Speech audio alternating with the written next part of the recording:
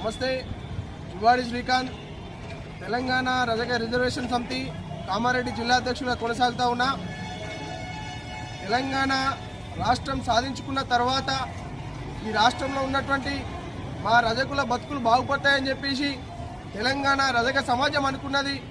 గత గడిచిన 10 సంవత్సరాల కాలంలో ఈ రాష్ట్రాన్ని ఏలినటువంటి టీఆర్ఎస్ పార్టీ ఈ తెలంగాణ రాష్ట్రంలో ఉన్నటువంటి రజక సమాజానికి అరకొర నిధులనిచ్చి అన్యాయం చేసినటువంటి ఆనాడు టీఆర్ఎస్ పార్టీ అన్యాయం చేసింది.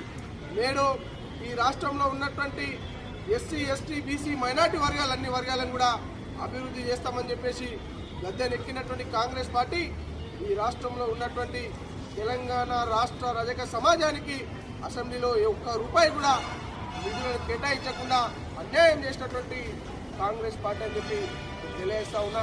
కాబట్టి ఈ రాష్ట్ర ముఖ్యమంత్రి రేవంత్ రెడ్డి గారిని